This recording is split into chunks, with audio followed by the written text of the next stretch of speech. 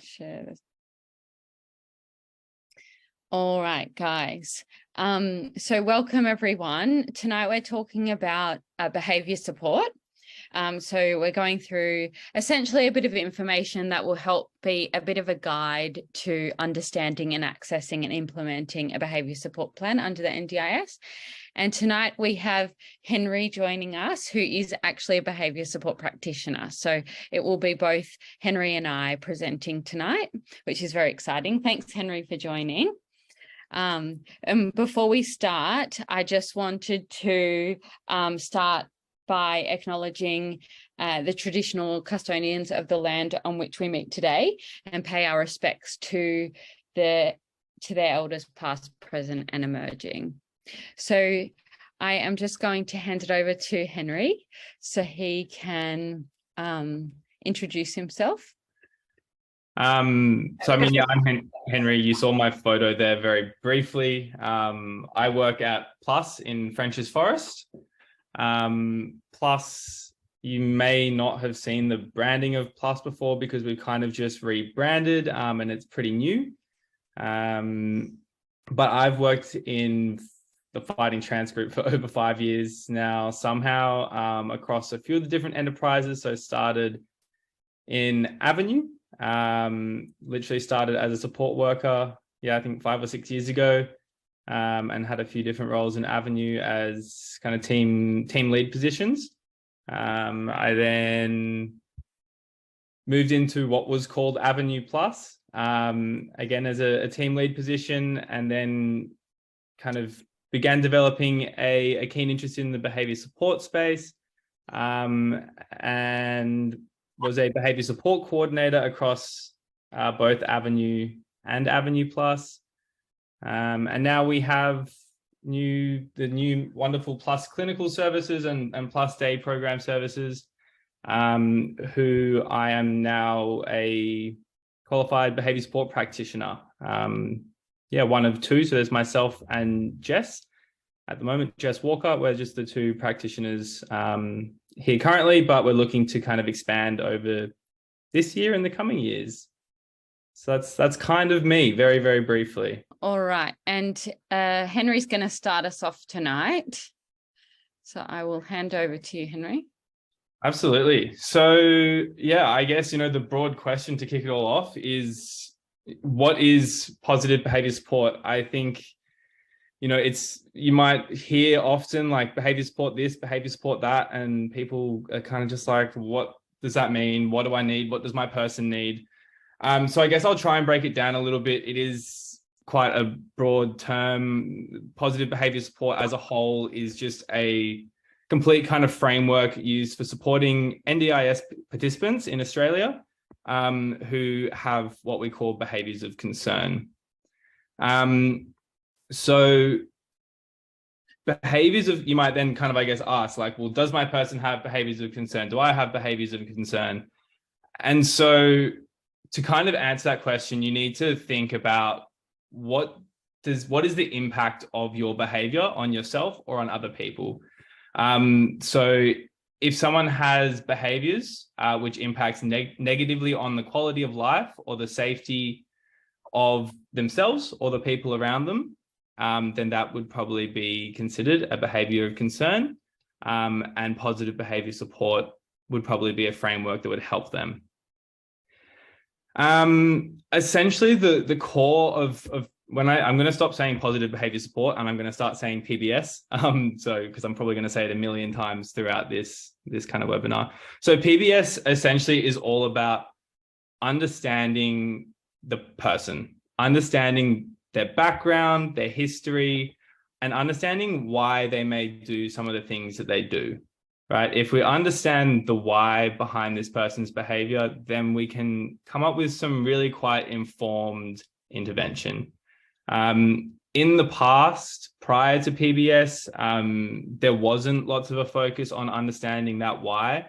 There was more just kind of, I guess, band-aid solutions without really, or kind of guesses without understanding that why. And that wasn't a very kind of person-centered model, and it didn't create fantastic outcomes for our people. So all about understanding that why. Once we do that, then we can change the person's environment.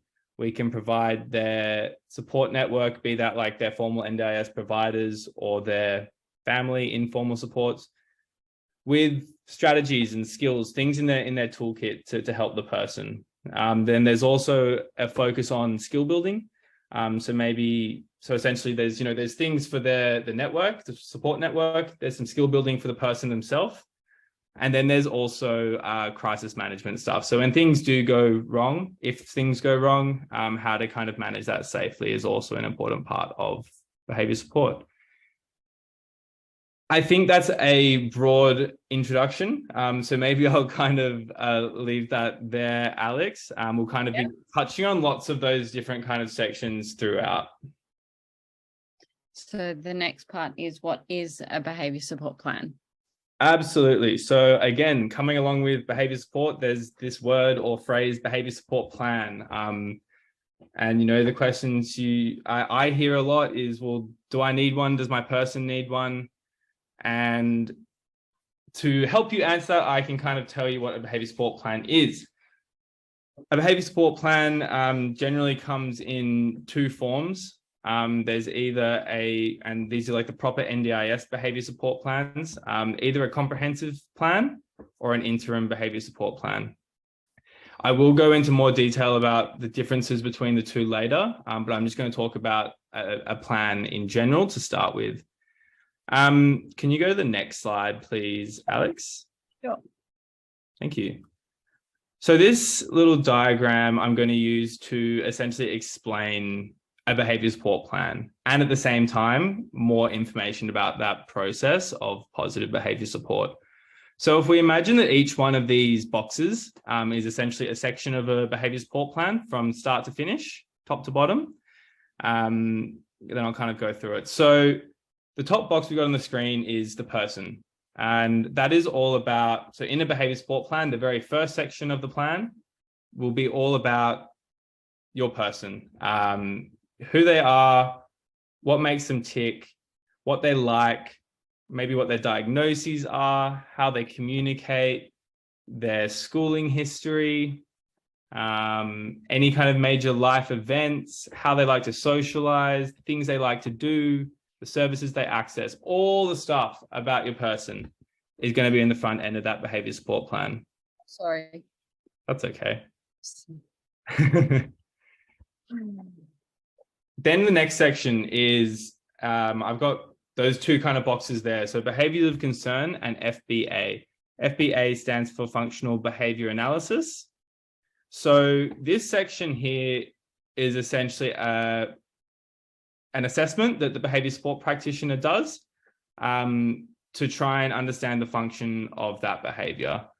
Very, very simply put, if a person was hitting out at their support staff, the function of that may be to escape a certain noise in their environment, something like that, right? Once we get an understanding of the person as a whole and their behaviors of concern and the function of their behaviors, the next section is then a formulation, which is the middle part of a behavior support plan. It's probably about a page long. It can look very different in different plans, but the idea of the formulation is to create a bit of a narrative as to why this person engages in their behavior, what it's achieving for them, and why they continue to do it. This formulation is essentially a hypothesis. It's a working hypothesis. And the first time someone has a behavior support plan, the practitioner will come up with this hypothesis and this formulation, and that's going to then inform what the intervention is going to look like. So then we have in the intervention section, so the kind of back end of the plan and the bottom two boxes here, we've got the proactive and reactive strategies. So proactive is just talking about things that the person's support network can be doing all day, every day, really setting them up for success. And then reactive strategies are, again, kind of what I said before about how to respond when things go a little bit wrong and when we actually see the behaviors of concern, how to respond safely. Also, actually missing from this, there should be skill building in there as well, which I already spoke about a little bit too. So then super important, whilst the behavior support plan is being implemented, right? Say it's got all these sections, the implementing providers, so, like your avenues or your jigsaws, would be collecting data around the behaviors. And so that data that's collected essentially is going to inform the practitioner whether their formulation was correct, and therefore their intervention is actually working and it's helping the person, it's improving their quality of life. If maybe the data shows that things haven't gotten much better, then maybe the practitioner needs to revisit that formulation and tweak a few of those intervention strategies. That is kind of what should be contained in a behavior support plan. I like to lay it out like this because behavior support plans can be very long, quite arduous documents. And I think sometimes that kind of scares people away from them. But if you think about it like this and know where you want to be within that plan, what you want to find, they're really, really valuable documents for your person. Should we go to the next one, Alex? That's a really good way to look at it. I think a nice visual, because they can be very, very long. Yeah, both the interim and the full comprehensive plans can be long and overwhelming to sort of be like, oh my goodness, where do I start and what am I trying to look at when I'm reading this whole document? But it's really valuable for families to understand, but also for the person's providers to understand, because it can really help them with ensuring that the individual receives support that is helping them to be the best version of themselves. So that's really good. So essentially next we're going to talk about what to expect from a practitioner. And I get this question a lot as a support coordinator, because they sort of I sort of get a lot of questions like, well, is my support coordinator doing the right thing? Like, is this what to expect from a behavior support practitioner? So essentially we get the question, I get the question of what does a behavior support practitioner do? Like what am I supposed to get from them? So, and from that funding. So essentially we want to see them we want to first identify what funding has been approved and discuss appropriate support. So from a support coordinator perspective, it will come in their plan, and then I would then go, okay, you've got funding in here for a behavior support plan and for training. This may not be the case, or they might get a different amount of funding. So they might get a small amount of funding in plan and in training, or they might just get funding in one part of the plan. So it just depends on the individual. But more often than not, so say we're going to go into a case study in a little bit, but say we have a participant who has been really wanting to get behavior support, and there has been a number of behaviors of concern, and a behavior support plan comes back, but the funding isn't really that extensive. The behavior support practitioner, and correct me if I'm wrong, Henry, but the behavior support practitioner can still work with whatever funding is in there. It just might look a bit different, but if a plan's required, then a plan can maybe be formulated before we put in a change of situation to ask for an increase in funding and training of that. So say we've the person's received a plan which has funding and training in it, then it's expected that the clinician will essentially work collaboratively with the participant and their supports rather than individually one-on-one. So a psychologist or OT or another clinician, you might find, or you might expect them to work a lot one-on-one with the individual, whereas a behavior support practitioner, although they might go through periods of doing assessments with the individual to learn to get to know them and to understand their situation and where the behaviors are coming from and the why, which Henry was talking about before, they're also there to build to work collaboratively and build the capacity of the people in that individual's life, so that that wraparound support is provided for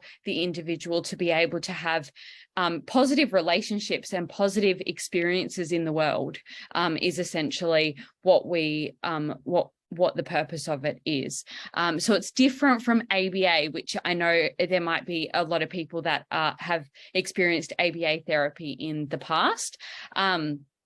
And they, a behaviour support practitioner, you want to see them involving all stakeholders, all key stakeholders essentially, and providing that ongoing training and support to implement strategies rather than just writing a plan and then not actually implementing it. So if there's a plan written and there's strategies put in there, both proactive and reactive, which needs to be in there, then there needs to be, so well, how are we going to implement this? What are we going to do? So that training is provided, and it's not when an interim plan is given, and Henry will talk about this more a bit later, but when an interim plan is given, then the behaviour support practitioner will start the training process. But if something's not working, and Henry, you can jump in here, but if something's not working, the behaviour support practitioner, if the stakeholders are gathering appropriate data, then and can go back to the behaviour support practitioner and say,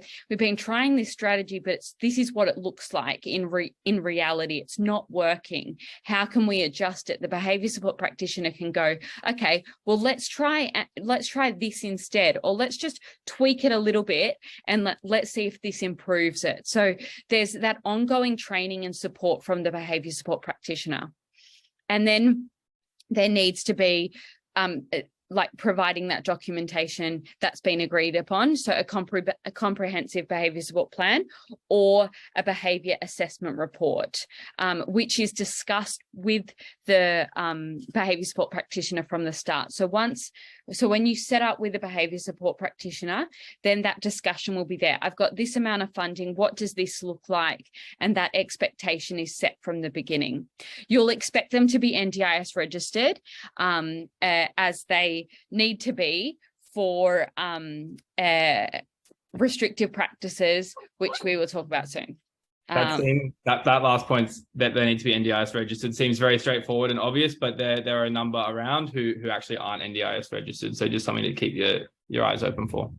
Yeah. So there's a lot of, so I guess, as with everything, it is really good to know what to expect, because then when you're looking for a behaviour support practitioner, then you can go, oh, okay, that's ticking all those boxes, or no, that's not.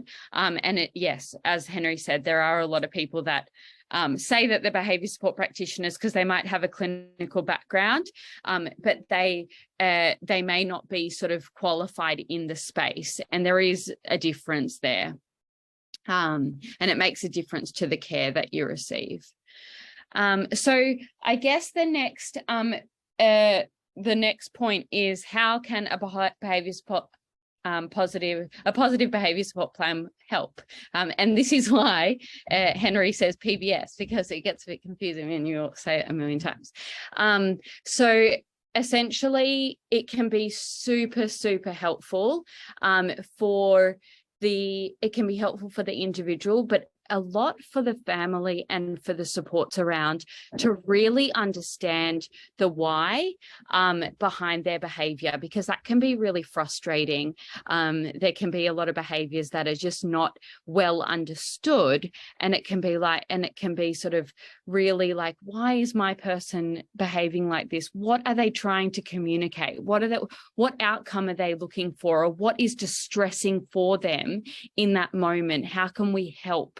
And so it does help to create that empathy, because it builds that understanding, and it helps to provide strategies and support for their supports, so that it doesn't become this battle all the time. And obviously, if your person is having behaviours of concern, there's something there bothering. And so like understanding that sort of picture for them, and working on strategies as to why can really be a positive experience for both them feeling heard, and also helping to have the environment around that person more set up to help that individual with being able to participate and engage, and then also to provide the person support network with detailed strategies to improve their quality of life. Training new support workers can be super, super helpful for them to have a behaviour support plan, to know, because essentially it's not the support worker's role to come up with the strategies and to know what's sort of going on and understand all the clinical side of things. It's a support worker's job to have the strategies from the clinician and help to implement them, whether that's behaviour support, OT, speech or psychology or physio or exercise physiology, whatever the clinical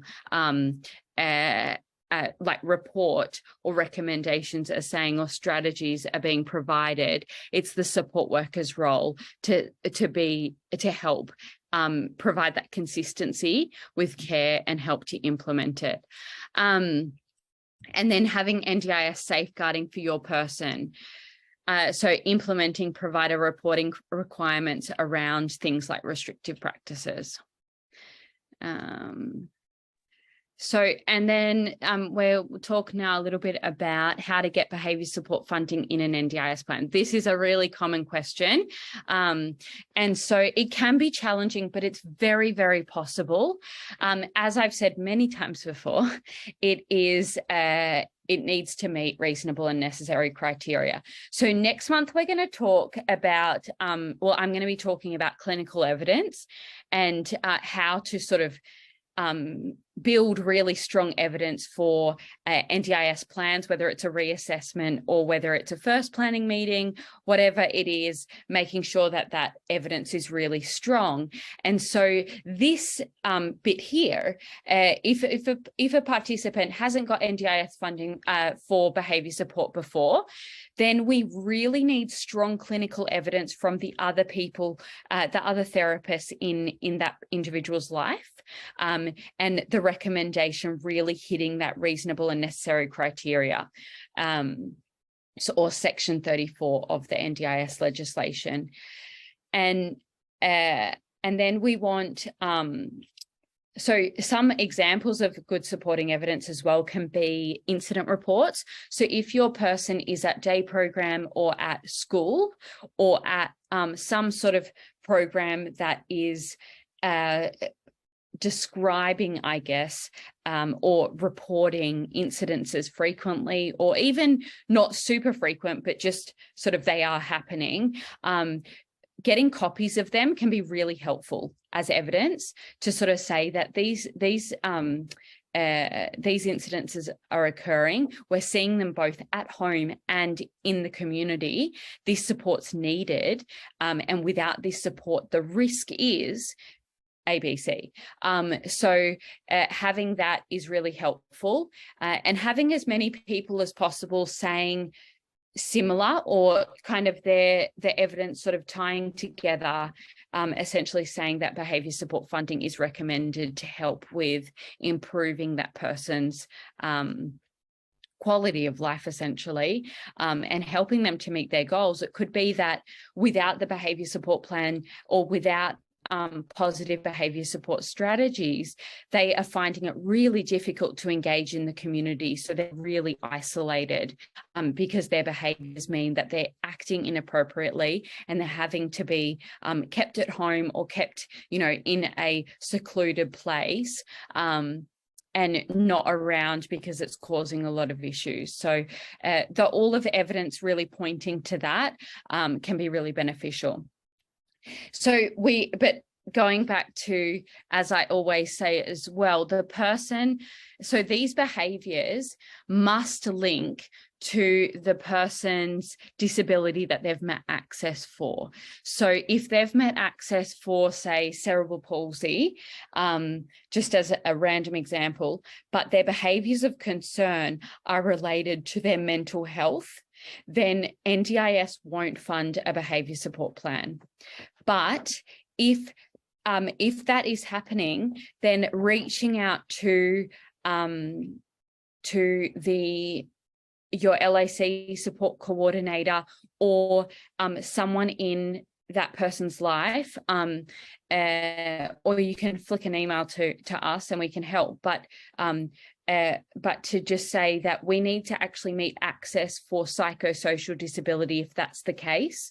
If they've got long-standing mental health, they're treated by a health practitioner, but there's still those gaps there with their functional capacity. They might need to meet access for another diagnosis. So it's really, really important that the behaviours of concern are linked to the disability they've met access for. Sometimes it can be tricky to know, but if you've got evidence from a psychologist and clinicians sort of pointing away from what the person's met access for, then that's an indicator that it may not be something that they can get in that current support NDIS plan, but it doesn't mean they can't get it. It just means that there's one step before that, and that's just to have that disability acknowledged on the NDIS system, which is very, very possible. It's just about having, as I always say, the supporting evidence.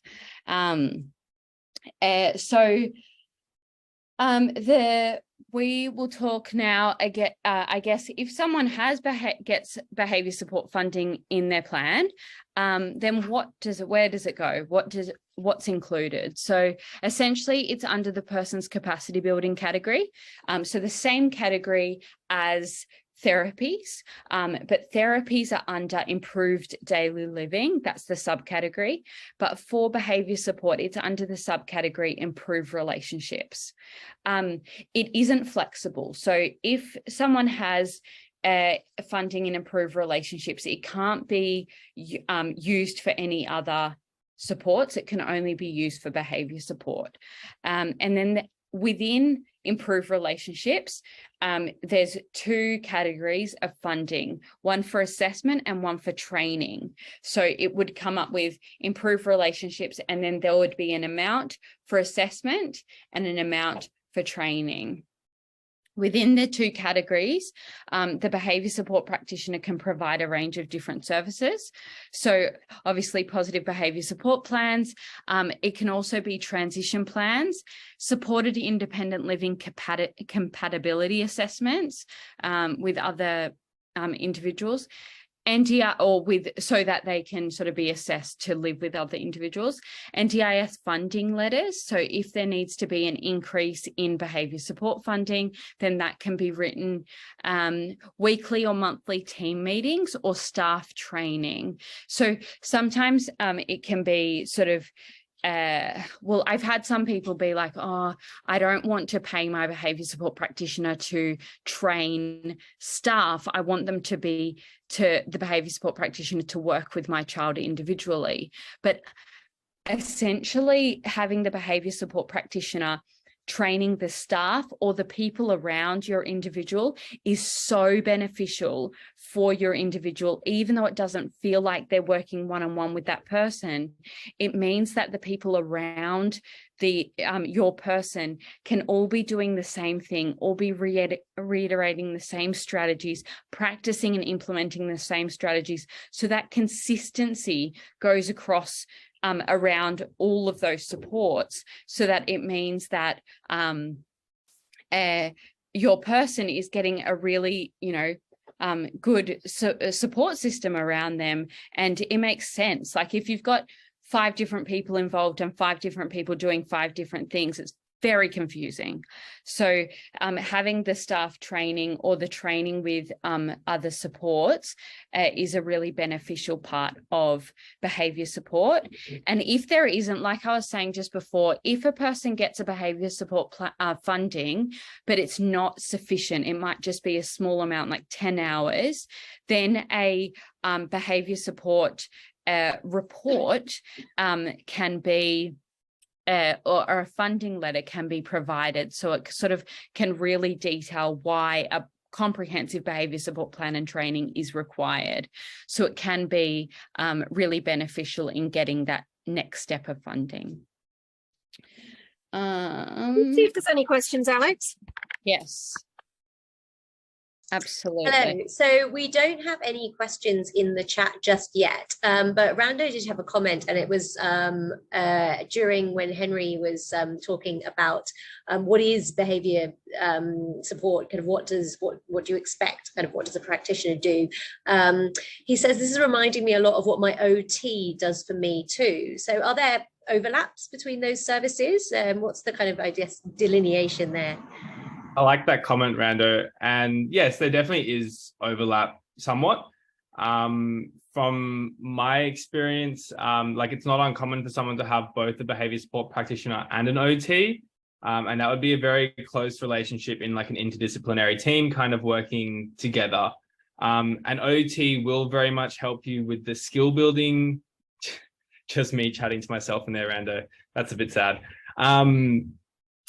So an OT will obviously, and Rando, you know, you might be able to talk to this better than myself, but they'll help so much with this kind of skill building side of things, which very much is a part of positive behavior support as well. So yeah, there's definitely overlap there.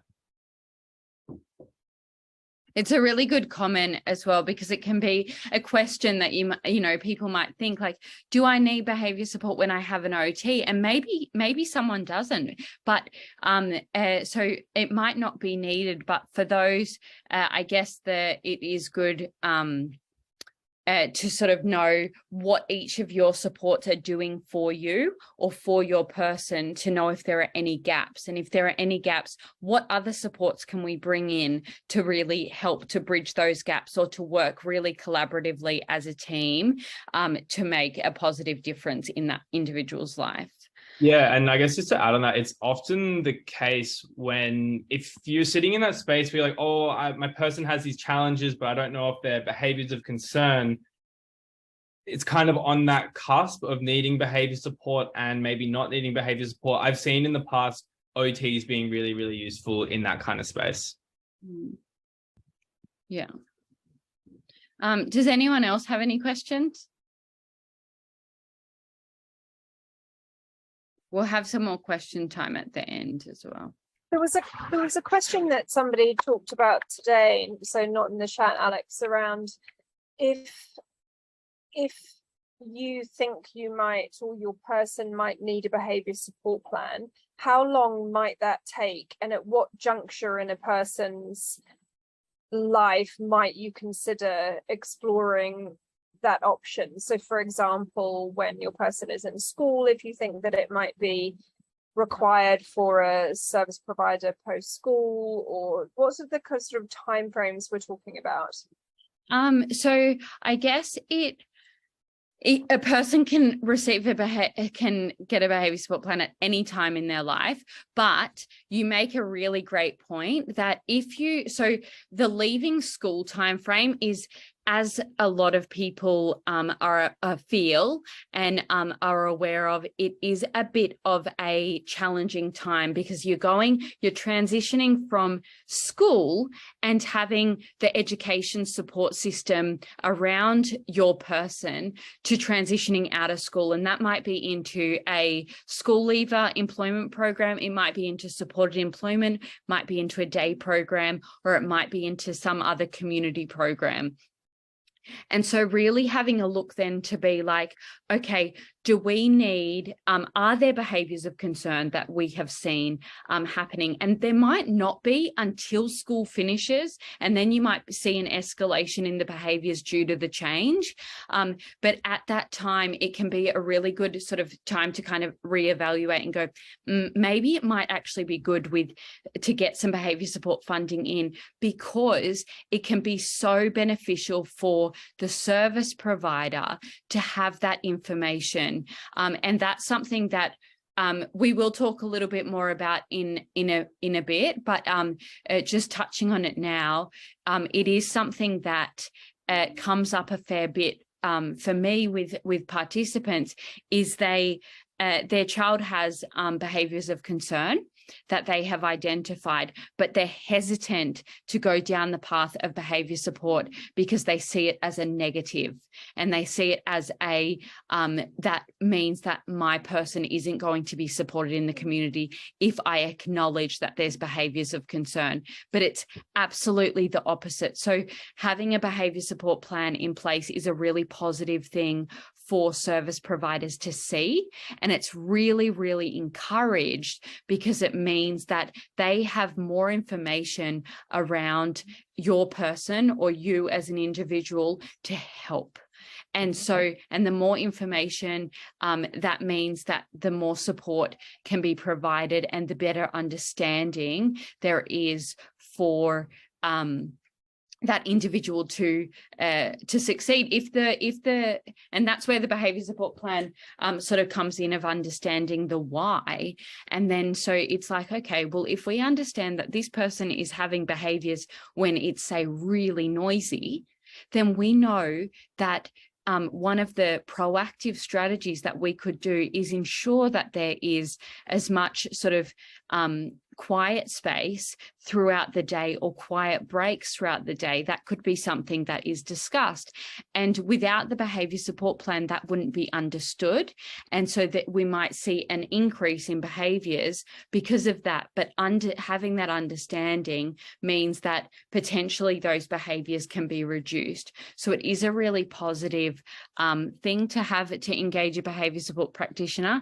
If a person does want to go down that path, it just depends. It would be speaking to whoever helps you with plan reviews. So if it's a support coordinator or an LAC, speaking to them about that, about your concern, and then saying, what evidence do I need? What do I need to gather? And gathering that evidence. If you've got a support coordinator, doing it together, working through gathering that case around why your individual needs behaviour support. Once you have that, and that you might have a lot of that already, but otherwise that might take a little bit of time. Once you have that, you can put in a change of situation or a early review request if it's within the 100 days. And then it would just be about having if that gets approved, to be reassessed, then having that plan reassessment meeting and requesting that plan has that person's new plan has behaviour support funding in it. So it can take a little bit of time, a few months, but it's definitely, it's sort of a similar time frame to requesting any other support, but it just means that it's just about understanding what evidence is helpful to gather. But definitely can happen at any time in a person's life. And also there can be behaviours, a person as they go through life, it might be experiencing different behaviours. So it can happen at any time, but that school leaving age is a very sort of common time that we see an escalation in behaviours, or a person really seeking that support, that behaviour support funding. Thanks, Alex. No worries. Thanks, Alex. There was one more question in the chat that came up during that. Rando's just asked, is behaviour support generally only for those people who have complex disability needs? He's added a caveat that he's not sure if that's the right terminology, not intending to be ableist, but my understanding is that's perfectly acceptable terminology. No, Rando, absolutely no disrespect there. That's a really great question. And Henry, do you want to answer? My answer was going to be no. But yeah, I mean, broadly speaking, no, it's for anyone if they have these behaviours of concern, and they're on the NDIS. Generally speaking, though, I would say there are more people who have higher support needs who access behaviour support services, but it is for anyone who has behaviours of concern. So, and so any behaviours that are impacting negatively on you as an individual or your person, or on others, the safety or the general well-being of others, and it could be, which we will talk about in a while, in a little bit, but it could be resulting in the support person having to sort of stop those behaviors in some way. And so that could be an indicator that it might be escalating to the point that there might be a behavior support plan needed. But in saying that, it might not be that extreme, but it might still be a really helpful support. It just might not be as much funding, but there might still need to be that support in place. So yeah, definitely see behavior support plans or behavior support funding to improve relationships for complex, but also not as complex cases, or not as many cases with higher support needs. So we're going to talk, I guess, given a little bit of an example and pull it all together before we go on to the last bit of tonight. And we're going to just go through a case study. So I'm going to explain the situation that we've sort of made up, and then Henry's going to talk about the behavior support side of that. So essentially the situation being that Luke is 13 years old, diagnosis of ASD level 3 and mostly non-verbal. Parents note that he was largely a happy child and have been struggling with more recent dramatic change in his behaviour, resulting in significant physical escalations and self-harm in the family home every evening. So Luca's school reports say that nothing has changed. So at school, nothing's changed, but in the evenings, parents have seen an escalation. Luca's been working with speech and OT for the past few years, but he's never seen a psychologist. So I guess the next bit would be the support coordinator suggests going for a change of situation to get funding for behaviour support. And so that is essentially what we were saying before, gathering the evidence, incident reports, and from the speech and OT reports saying that they sort of recommend that behaviour support funding is put in. Luca then, as a result, receives 20 hours and is on the waiting list for 2 or 3 months, which is also quite common. So what happened next? Henry, do you want to talk about this? Yeah, absolutely. I mean, I was just going to say, like, there's 2 or 3 month wait lists at the moment for behavior support are pretty standard right now. Most services are quite full. So essentially, after that kind of 2 or 3 months waiting period, you get assigned a behavior support practitioner, and they're going to start doing what, like I was talking before, they're going to start doing that kind of profile front end information stuff for the plan. And so that's not just for the plan, but it's for the practitioner to get to know your person and to understand the situation. So essentially that would most likely be in the form of maybe a few kind of observations and meeting the person, hanging out with them, getting to know them. And it would also be talking with their informal supports, any sort of family, whoever's important for that person, and all of their formal supports. So really the practitioner should be engaging each kind of NDIS provider, or wherever that person goes and spends their time, that practitioner should be engaging with all of those different people. And so questions which you could expect that the practitioner may ask are essentially just things about their kind of day-to-day, what they do, where they go, any of their previous history with allied health. So they'll probably ask you to provide any sort of reports or documentation that you've got from the past. I know that can be really annoying, but it's super, super important to help kind of paint this picture of your person. They might ask you about any sort of family or schooling history, what things were like when your person was growing up, any major life events, how they like to communicate and how they communicate, what their diagnoses are, and then kind of getting into the, I guess, specifics around their challenges. So what are these behaviors? What kind of makes them happen? Is there anything that is already understood about them? How often is it happening? When's it happening? Kind of how severe is it? All these kind of questions about the behaviors in particular. Now, I understand this can be a bit tricky for, some people in the family home, but the more data the practitioner has, the better. So they will ask for data in some form to be collected.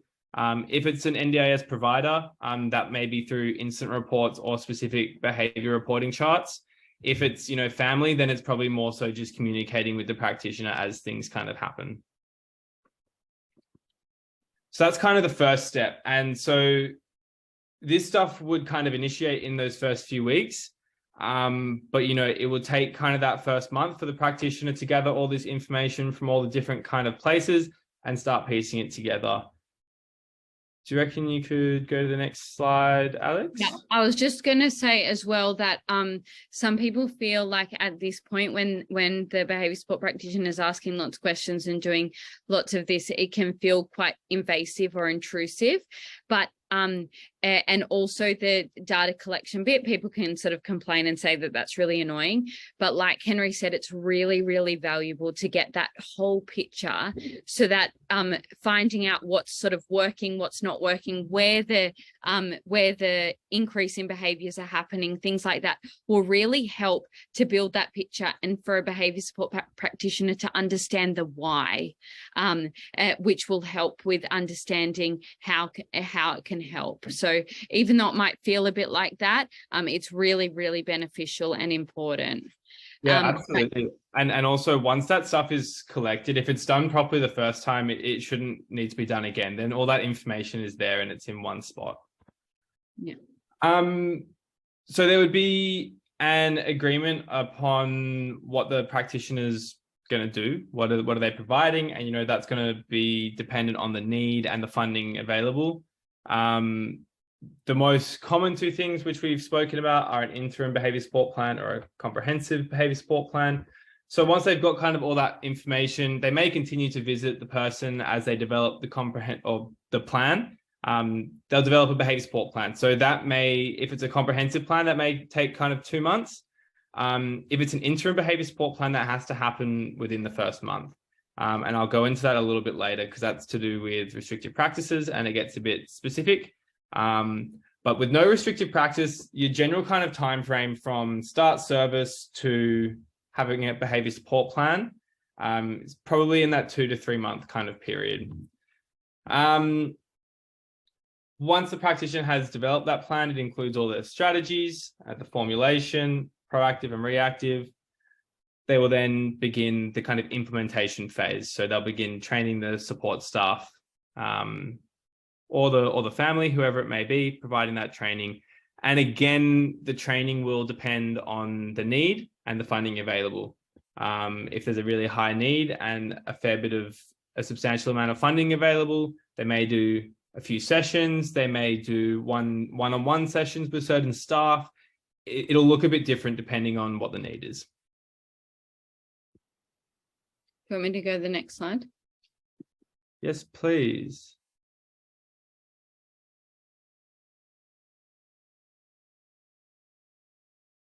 Are we on the next slide? Yes. I've kind of already talked to that stuff though. So let's just keep going. I've already covered it. Yeah. Okay. That is really good. So now we're going to talk Can I just there's a quick question in the chat that I think it's a good moment to feed that one in before we just move on to restrictive practice. So Maria has asked, what happens when incident reports reduce because the support workers are doing a good job? However, the issue still exists. So what evidence can you provide to receive ongoing funding? That's a very, very, very good question. I like that one. I mean, the NDIS tends to look at things from the perspective that if someone has a big chunk of behaviour support funding for the first year, then over time that should be able to reduce, right? Because everyone knows how to work with them. It makes sense. But that's just not kind of the reality of it. As you kind of identified, you've got this one group of really great support workers. What happens if a few of them leave?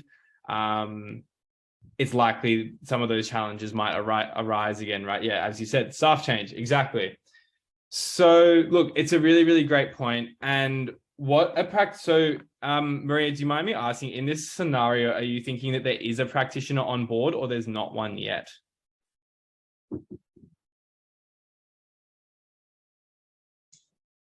Feel free to come off mute, Maria, if that's easier. Yeah, it is. Thank you. Sorry. I do currently have a practitioner, and he visits, for example, she visits Fighting Chance and she visits somewhere else. But my son has a pathological demand avoidance. So everything is on his agenda. So everything has to be negotiated. You need to pick your battles. Sometimes, he gets away with it. And he does have self-harm behaviours. So the other day when I went into Fighting Chance, for example, I had to say to them, can you just back off today? He's already said that he wants to hurt himself. Yeah, it's very difficult because it doesn't happen. I can't show supporting evidence because I pre-warn people, everyone's, there's a team, I suppose, that look at it. And from my perspective, when my review comes up, I'm going to say, well, no, there aren't that many incident reports because everyone knows theoretically what they have to do, but staff do change. Yeah, 100%. I completely understand the situation. And my best advice would be to ask the practitioner about what evidence they can prepare for you. So they can write a letter or a behavior assessment report that details the reasons why there's been less incidents this year. So it can explain all those things. In that report, they can, say, last year there was this many incidents, it's reduced to this many this year. That is because of X, Y, Z. That's because of the great support. But when something changes, it is likely that the behavior will still be there. Does that kind of make sense? That's something you can ask from the practitioner. No, it definitely does help, but NDIA don't necessarily they take incident reports as more important than what support workers or psychologists or anybody says. It's almost like I need to let him do something wrong to get it recorded, and I don't want to do that, obviously. No, obviously. Absolutely not. And there is this argument, and I've had it many times with NDIA, because I'm like, this is a person's life, and you're essentially asking to poke the bear, and to try and sort of encourage things to go pear-shaped to provide the evidence that the support is required.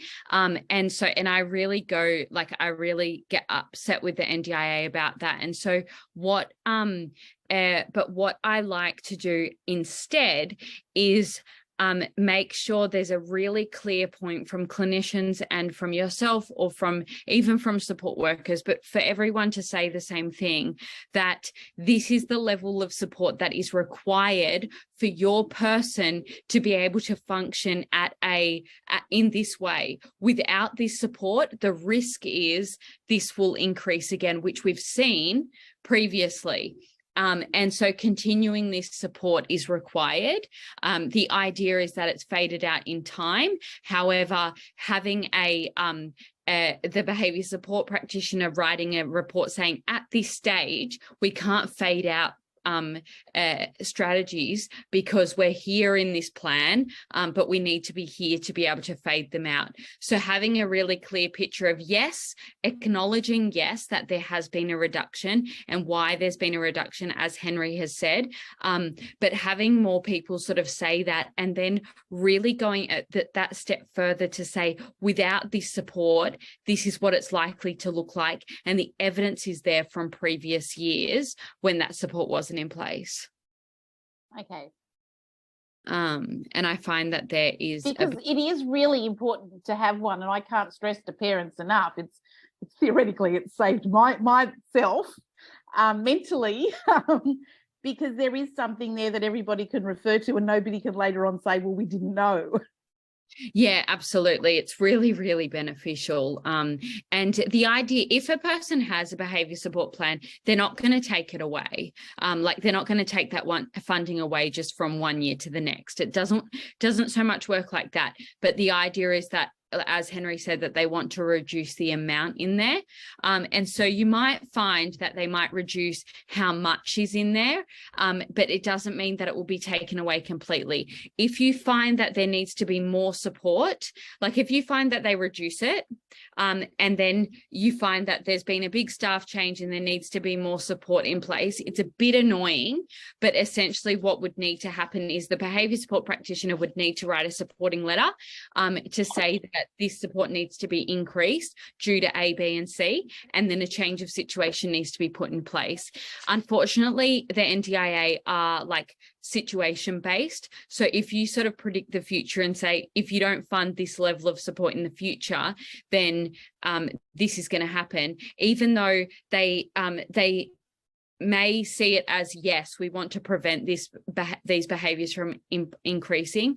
Some people might say, oh no, we're going to reduce it, and if you have a problem, put in a change of situation.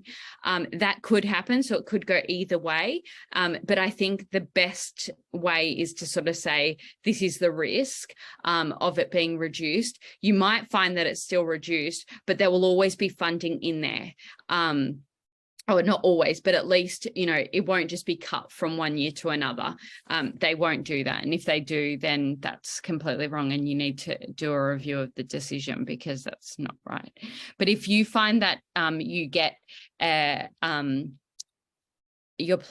his plan back and it's really reduced, you can always review that decision and say that this is completely insufficient, and it will be looked at by another delegate or another planner who can make hopefully a more informed decision. Okay. So there are ways around that. You don't have to accept it if it doesn't go like if it has reduced a lot, but from my experience, it doesn't tend to reduce significantly. It might reduce a little bit, but that can always be increased again if behaviours do increase. Thank you. It's okay. All right. Henry, do you want to talk about RPs? Absolutely. So just looking at this. Yeah. Sorry, just looking at the time, we're meant to finish at 8. Restrictive practices are an important part of tonight, but only important if it's something that is relevant to the people in the room. So I might just put it to everyone. Is there anyone who is interested in hearing about restrictive practices and consent when it comes to behaviour support? Or I guess as well, if you are interested, you can stay on, and if you're not interested, you can jump off. That's another way to do it as well. Yep. They are important, and you do hear it a lot in the behaviour support space. There's some hands up, Henry, so I think crack on and people can jump off if they need to. Fantastic. Thank you. All right. So yeah, I guess restrictive practice is another one of those words. Yeah, as Alex said, that we hear lots about kind of in the NDIS space, and it just the nature of the word, it's quite intimidating and sounds like something really bad. So I guess we'll just spend a bit of time unpacking what they are and what they kind of may mean for your people. So very broadly speaking, a restrictive practice, often referred to as an RP for short, is a restrictive intervention prescribed for the primary purpose of influencing behaviour when there is risk of harm to the person, themselves, or them around them. So it is a strategy that is used that restricts the person's freedom of movement and restricts their choices. So they're categorized into 5 different types. I'll go through each type and what they are for the sake of anyone being able to identify them if they see them or have heard of them. So seclusion is the first. Seclusion is the sole confinement of a person in a room or in a space. So a person left in a space alone without a support person. This can be as simple as leaving someone in a room and closing the door so they can't get out. It could then be holding the door shut, like holding the door, or it can be you locking yourself in a room, and the person being in the space alone. Correct. It could also be as simple as a person with a disability having the perception that they can't leave a space. So the door might not be physically closed, but they've been told that they cannot leave and therefore are alone in that environment. That could also be a form of seclusion. The next is a chemical restraint, which is a medication that is prescribed primarily to influence someone's behavior. Thanks, Janine. See you later. This one is definitely quite a hot topic at the moment. The wording is very specific. So it's a medication prescribed to influence someone's behavior. That's the primary reason it's prescribed. If the medication is prescribed for a diagnosed mental health condition, like diagnosed anxiety disorder, then it is not a restrictive practice. But if the primary reason is to influence their behavior, then it's an RP. The next common one is diazepam. Yeah. Yep. Absolutely. So giving Valium to calm a person down, even PRN, so even not like every day, like, well, Valium shouldn't be given every day, but even like, you know, if someone's escalated and they're having Valium and they're being given Valium as the sole purpose to calm down, that's a restrictive practice. Yeah, thanks, Alex. The next one is a mechanical restraint. So any physical device used to influence someone's behavior. So an example of that could be like a helmet that someone wears and is clipped onto their head that they can't remove, or a piece of clothing that they can't remove. So like a onesie or a belt that they can't take off. The next category is physical restraint. So that is physically holding someone. So a staff member having hand-on-hand contact to someone else to physically restrict their movement. And an environmental restraint. So environmental restraint is restricting someone's access to any part of their regular environment or objects. So, for example, an environmental restraint could be having the doors in the kitchen locked so they don't have access to their own kitchen. It could be having their phone locked away in a box. They have restricted access to that item. It could be Knives locked away. Knives or scissors, sharp items locked away.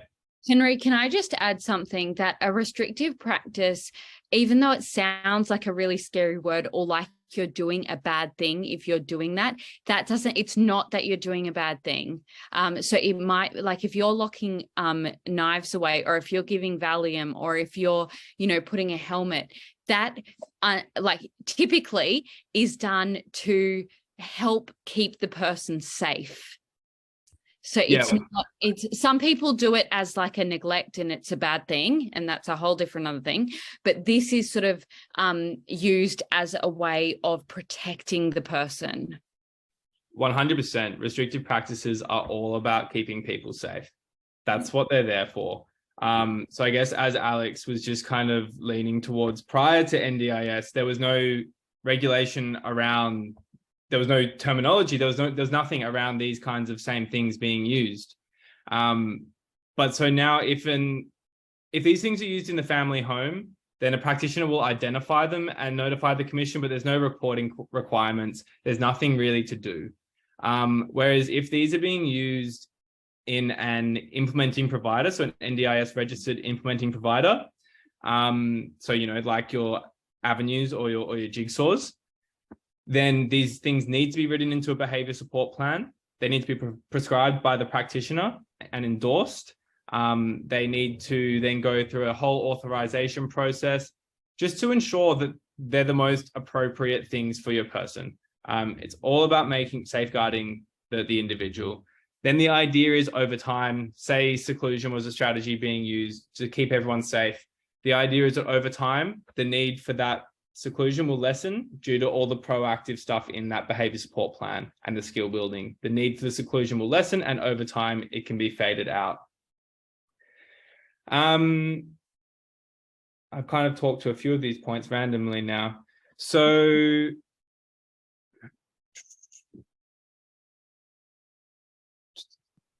if someone was using a restrictive practice, like if it was identified a service provider was using a restrictive practice, but there's no behavior support plan,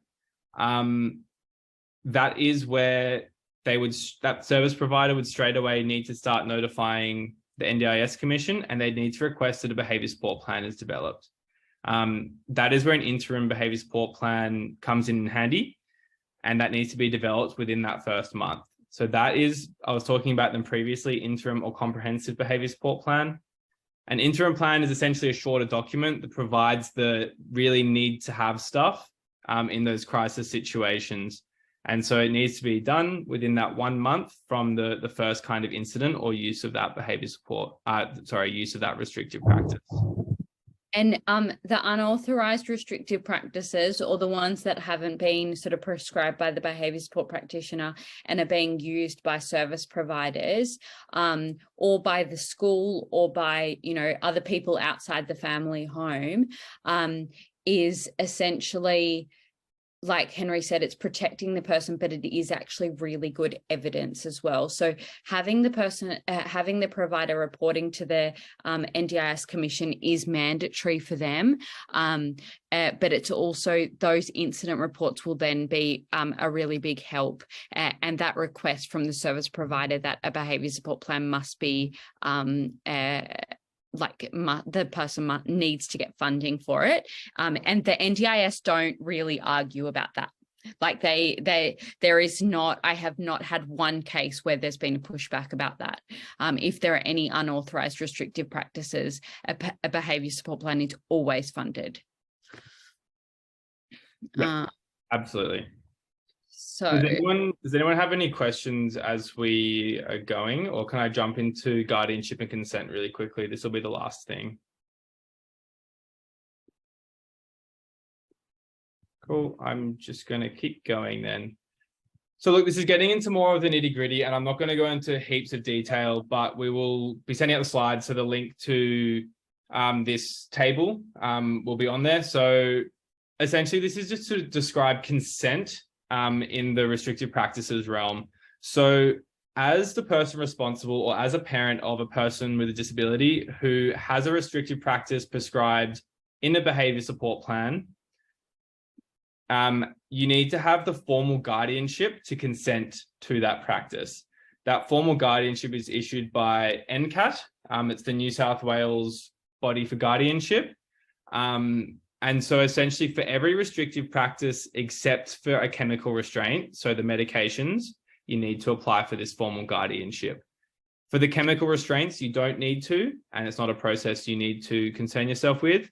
But for the other ones, it's something that you will need to do. That's all I have to say about consent.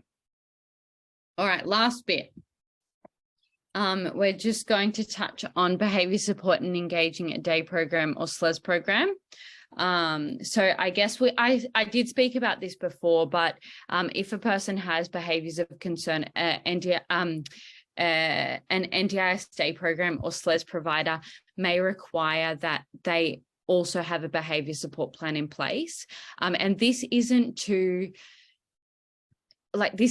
be nasty or mean or seclude the person from the day program or make the process longer. It really is to keep the person safe. And it's not designed as a piece of red tape. It's to set the person up for success in their new environment. So if they're transitioning from school and they want to go into a school leaver program or a day program, you might have someone who's in year 12 and thinking about that, and they might have some behaviours of concern that are coming up in the school environment, then having a behaviour support plan in place is really important. So identifying any behaviours of concern and initiating a behaviour support assessment prior to applying to day programs will help.